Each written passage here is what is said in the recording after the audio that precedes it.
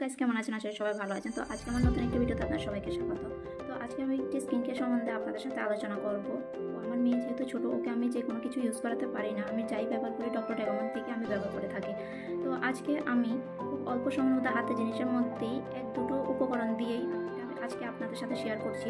তো চলুন দেখে আসা যাক আমি কীভাবে আজকে আমার প্রোডাক্টটা বানালাম। তো আমি যে সকল উপাদান দিয়ে এই প্রোডাক্টটা বানাবো, তো সেটা হচ্ছে দুধের স্বর, চিনি আর মধু। এই তিনটি উপাদান দিয়ে আমি আজকের এই রেমেডিটা বানাবো। তো আমি প্রথমে বাটিতে নিয়ে নিলাম দুধের স্বর। তো দুধ জানেন খুব ভালো একটা উপাদান, যেটা আমার স্কিন গ্লোইংয়ের জন্য ব্যবহার করা হয়।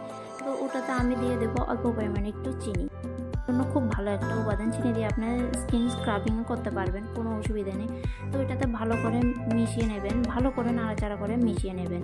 তো এরপর এটাতে দিয়ে দেব একটু অল্প পরিমাণে মধু। তো আমার বেশি পরিমাণে লাগছে না, তো আমি অল্প পরিমাণে নিয়েছি, অল্প পরিমাণে মধু। তো সেটাকেও ভালো করে নেড়ে চেড়ে মিশিয়ে। এই রেমেডিটা যদি আপনাদের কাছে খুব ভালো লেগে থাকে তাহলে অবশ্যই লাইক, শেয়ার এবং কমেন্ট করে দেবেন। তো আপনারা যদি কমেন্ট করে থাকেন তো আমাদের নতুন ভিডিও বানানোর একটা আগ্রহ বেড়ে যায়।